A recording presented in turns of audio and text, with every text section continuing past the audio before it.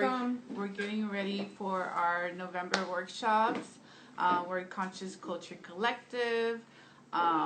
It's me, Priscilla, Myrna, Soila, and Diana.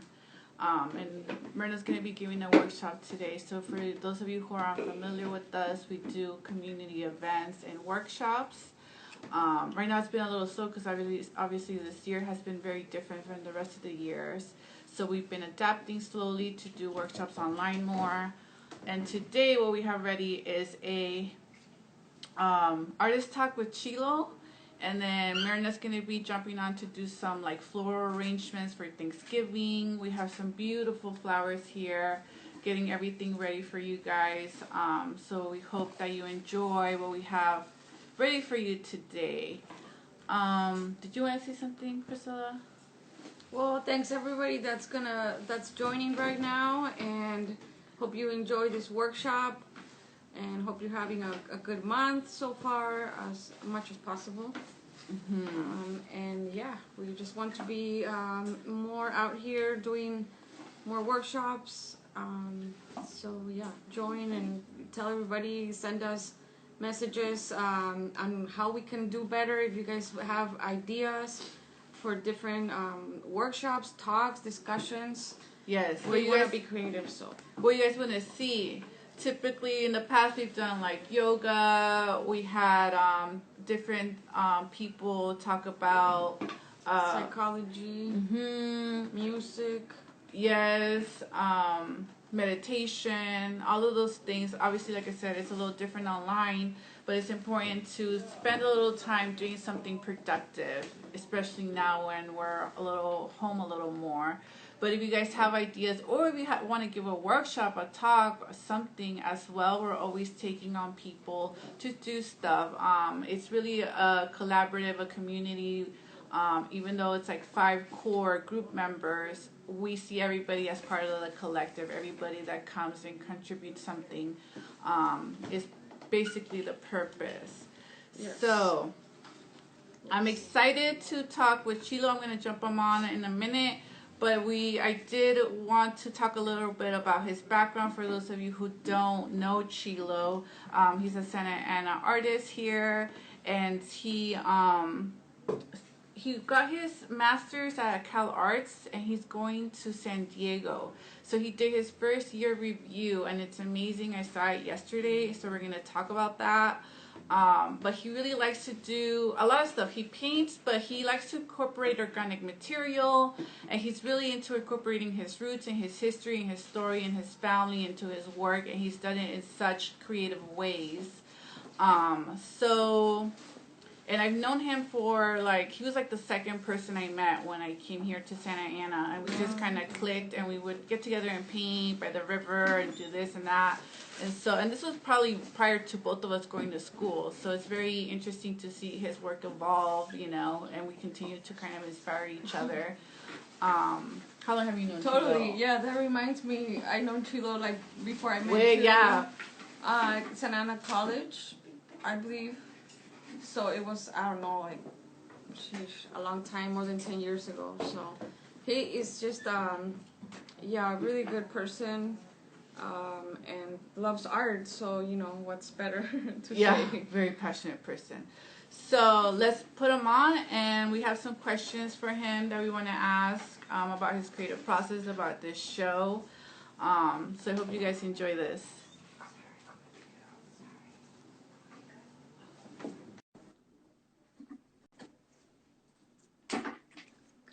And if you guys have questions as well that you want us to ask him, let us know. Put it on the comments. Hey, Chilo.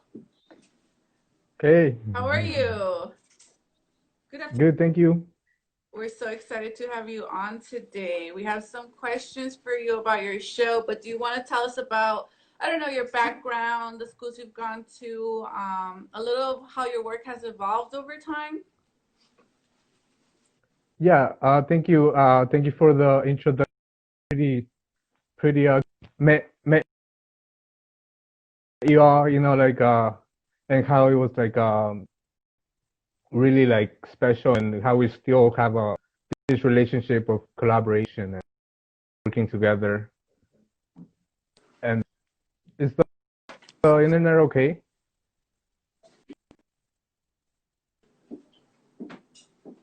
You're kind of breaking up, dear. Okay. There you go. You're back, I think. Yes. Okay. Yeah, so yeah, like I've just been doing art and just being constantly kind of trying to do different things and collaborate with different people and just doing different like workshops and like the social practice, right, that we share. Um, it's been like kind of part of my work for a while. Then, so yeah, I went to Santa Ana College, and that's where I met Priscilla, and like I wasn't really studying art when I met Priscilla, but I was very involved with like the scene of like rock en español, and I mean I was doing art, but it was like I wasn't studying. I was just trying to get my degree, an associate's degree, right? And so I eventually got the AA, went to work in like this wood shop place. That's part of the work, right? The big table on the work is like part of that shop that I went to work at. And so I worked there for probably like 7 years. So it was like and eventually I stopped working there. I went back to school. Again, I went back to Santa Ana College to finish my associate's degree in the arts, Right on. so I could transfer to another another university after that and continue like studying art. And so I eventually finished my AA degree from Santa Ana, and then I started applying to schools, and I got into like Cal Arts and like, also Otis, and I was just like, okay, cool, and they gave me like a good deal that I could like navigate, and I was like, okay, I felt that I could do that, and I went to study at Cal Arts for my for 2 years Yeah. because I went in as a sophomore, and so I just did my junior, my senior year there, and so yeah, I got like a BFA in arts, and then I kind of applied for my master's, and I ended up getting into UCSD, and so right now I'm doing my UCSD program, and this was my first year review for UCSD. So this was the show that I'm supposed to do to move on and keep on like doing work and just keep on studying. And so yeah, Yeah. that's a little Feel background. like your work has evolved since you've been going in and out of school. How has the school impacted your work at all? Yeah, well, the school's been like really important because like I felt like I was, even though I was doing a lot of art, a lot of times I wasn't really for a big period of that time I wasn't really going to school. Mm. And so I feel like sometimes as an artist that I felt like I was stuck, like I was just doing the same thing kinda and not like evolving. So I wanted to challenge myself to think about art in different ways and just to open up myself to more like I guess more contemporary ways of like seeing art. And so that's kind of where I started going, and yeah, it's changed me my practice a lot because it's now it's a lot of like research based, so I got to do a lot of research on the topics that I'm doing. So it's before I was just doing like a piece, right, like because I was feeling it, I was liking it, I was being inspired, but now I'm thinking more about the art like deeply about like questions about like why I'm doing the art and Yeah. if is that art okay or ethical or stuff like that, right? Where I want to like be doing art that deals with a lot of like layer kind of histories and yeah. Hmm. Yeah, I think the good thing about school is you get a lot of feedback too. When you're at home painting, you don't really get that feedback, you don't have somebody challenging your ideas or your creative choices. So it's important to have that in the classroom. Also, I think it's like you kind of bounce ideas off of each other. You start to see what other people are working on. I think that like your style like is consistent to you, you know, but I do feel like it's a lot more informed now, like you're still exploring a lot of the same ideas, but in deeper ways. And you're also able to weave these things, you know, because you've always been into painting and you've always been into sculpture. You've always been into creating 3D elements or yet using organic elements, you know. And so now in this show that I saw yesterday, you have all of these things together. So let's talk about the show. Tell us some of the, I told her a little bit of the stuff that you have. So you have some masks and some other, you have like a projection going on the loop. So tell us Hmm. about it. Tell the people about it. Yeah, so it's basically a collaboration with my family since like I have as an artist I was doing like my social practice was kind of like doing works with the community, and then I just started working with the professor in UCSD that was working with their family, and so Janelle Iglesias, and she was like I was kind of inspired by the way she was doing that, right? And so I decided do this with my family, but the idea was to have like a to make it be like an excuse to come together as a family and do work. Yeah. And because I feel like my family was like at least my brothers and my sisters, even my mom and my dad were kind of my artist kind of inspirations. That's who inspired me to be an artist because that's who I will see doing art around me. At least like manual stuff, right? Like just stuff that drawing and doing little things.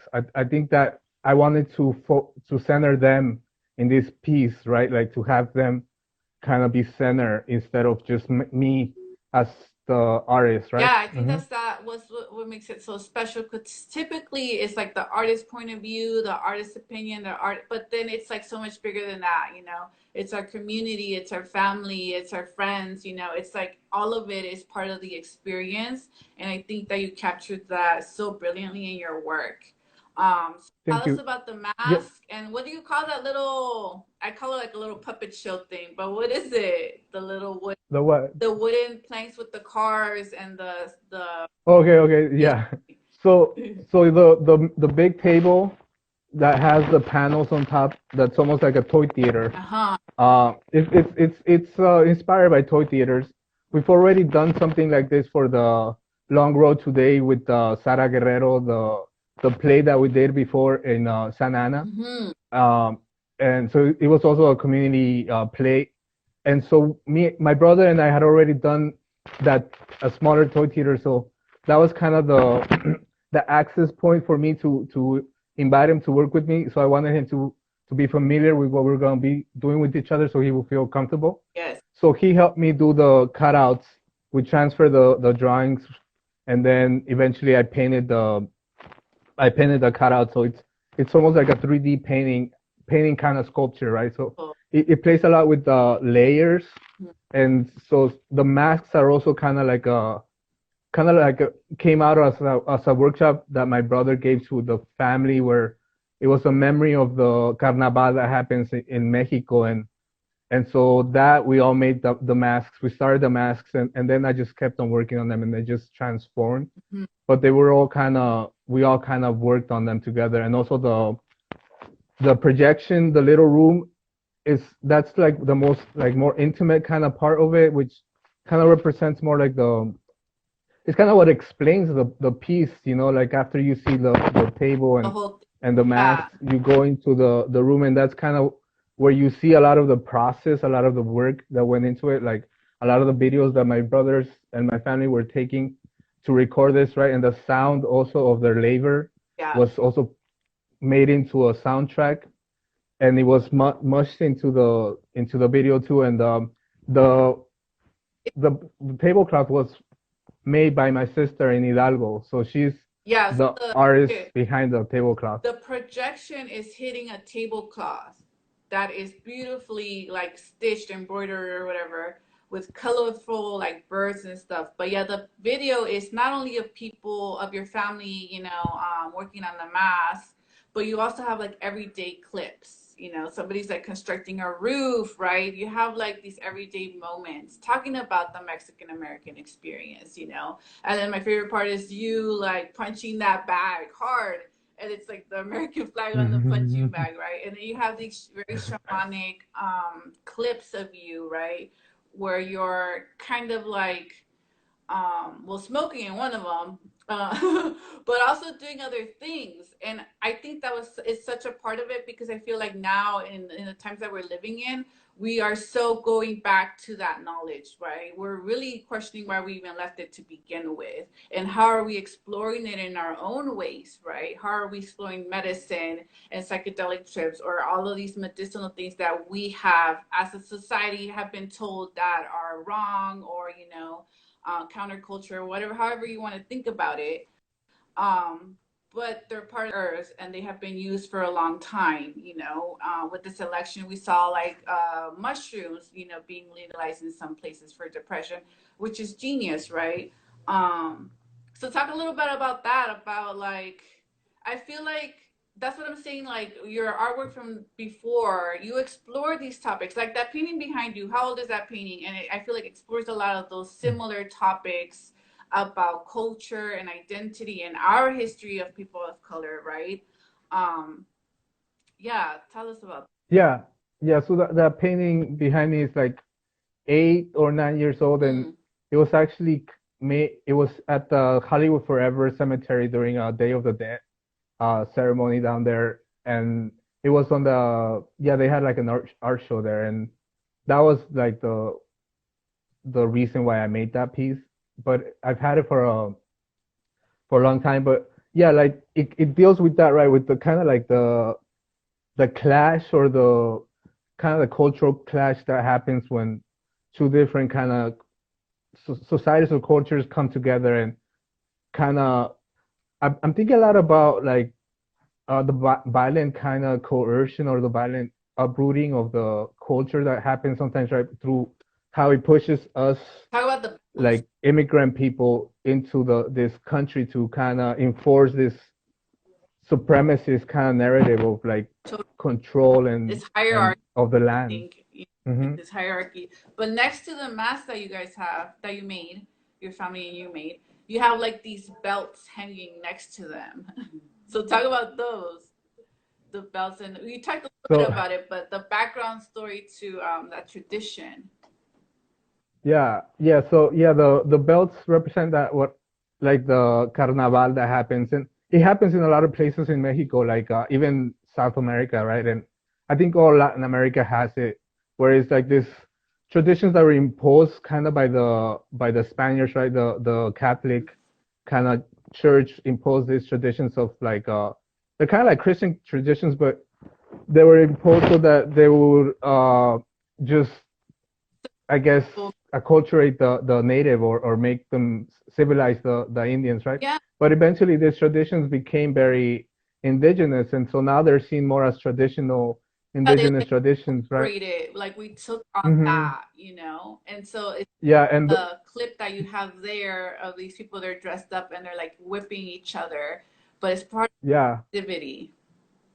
yeah, so that's what that represents. The whip represents kind of that coercion that was kind of imposed on us, but now like how do we live with that, right? With that violence, and how do we transform it into like kind of more of a survival kind of tool to survive, right? Because a lot of times we've been like taught to do these things and we think they're normal, but in reality they're not as traditional or as old as we think, and but we still have to live with them and adapt to them in order to survive and move on, Yeah, we were talking about how like it triggered some people because we were thinking about when we got whooped as a kid. Right, you but that I feel like that's part of it. Like, for example, my family, my grandmother was very abusive to her children, and like they suffer a lot of trauma from that. But it's like I feel like it's stuff that we learn from our oppressor, and that violence know. continued. Like that's why people would whip their kids, It's what they and knew. it's all they knew. Yeah. And it's a Hmm. self hatred mostly. Because we experience that. And you're right, like how do we transform it? How do we go beyond it? How do we heal ourselves from that time? Yes. And then Yeah, so that. Hmm. Priscilla has a question for you. Oh, cool. Well, about the mask, are they're from Hidalgo then, or you saying there's different places in Mexico that they have this? Well, I think these particular masks in particular, I'm not sure. I think they're more like kind of like I think my brothers and their friends made up the idea because I feel like they were younger and they were not allowed to go into the carnavales because it's usually like older people and drunk people. Hmm. And so I think they were just trying to recreate the carnaval in their own way. So they were coming up with this masks with like cardboard and just a serrín, which was probably just available from their parents, right? That had a carpentry shop. So I think they were just using this materials naturally as kids. They were probably just exploring them because I've never seen masks like that in the carnaval itself. I think those are kind of more like unique kind of masks. So I wanted to do that to use those masks and to also like the belts are not the same kind of whips, right? They're different. So it's representational of the carnaval, but also it's of a memory that I have as a kid, right, growing up. Totally. And so I was using this to tap into my family's kind of history so that we will collaborate Yeah. easier like that. But it makes sense because you are kind of left reconstructing, the little memories or the little history that especially being on the other side over here. I Hmm. say you created it was wood clippings, right? Like, Yeah, it's what's sawdust. So it's actually the sawdust from the wood shop that the table was created. So there's also that connection, right, with the masks and the table, where it's like sometimes we think of the sawdust as being trash and not valuable. So I wanted to give It is. a little bit of value to that, right, to that kind of labor too. and it gives it beautiful texture, and it has these like ginormous obsidian eyes, like Yeah. this big, and they're reflective, and it really gives it like a spirit about them. Like you see yourself in those reflective, ginormous obsidian stones. And you even created one for your father who has passed, but you still wanted to incorporate him into the narrative because, of course, you're a part of him and he's a part of you. And we're talking about this connection to the other side. Can you talk a little bit about the inspiration behind that? Yeah, yeah. So I wanted to because I guess the contemporary art world is so like disconnected from that kind of idea of like different realities or the death or the connection with the dead. Like it's like I wanted to focus on that on our kind of tradition of that, right? Of the Day of the Dead, like what we used to do in the past, right? And also it's something that we have stopped doing since we kind of migrated here. So this was something that my mom was doing very constantly every time, right? The Day of the Dead, it was something that we all celebrate. And once we stopped doing that, and it was almost like we wanted to like move forward or forget about like our past. But I wanted to bring that back, right? The past, I think it's important to think about so we can move to Yeah. the future. But yeah, the I forgot what I was talking about. Sorry. We're incorporating the past, but I think she had a question. No, yeah, I just think that it was like a wonderful job, very creative. How you guys all did this as a family. Mm-hmm. And one of my questions was, like in the past year, I know it's been like a difficult year or challenging for a lot of people, but how, like with this project and your last art projects this year, how has that changed you, like as a person, even as an artist, but like personally, if you can share. Yeah, yeah. Thank you. Thanks for that question. Yeah, definitely. I think it's been very this whole pandemic has been kind of very transformative, especially now that we have to be like inside. So I feel that as an artist, I just like find things to do around the house and just thinking about art. But like I think it worked. I was trying for the pandemic not to bring me down as far as my work because I had to like deliver right for the school. So it kind of pushed the like it gave us more time to be doing the work.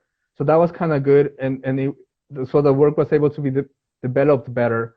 And not only that, like I started thinking about like okay, why maybe I should just show it here in Santa Ana where it's more accessible, and that's where the work lives, right? That's where it's being worked on. So I was like, okay, that I just started thinking more creatively about the pandemic and how it could benefit me, and so that I will do this project better and it will come out better. And so I feel like that was a good thing that I was able to do it in the house in Santa Ana, and my family are able to just go and see it like easily instead of having to, do all these things, go over there, like wear masks, and then you only have like a week to show it. But now this it's a longer show now, right? It's like, and I've had it for a while, and so yeah.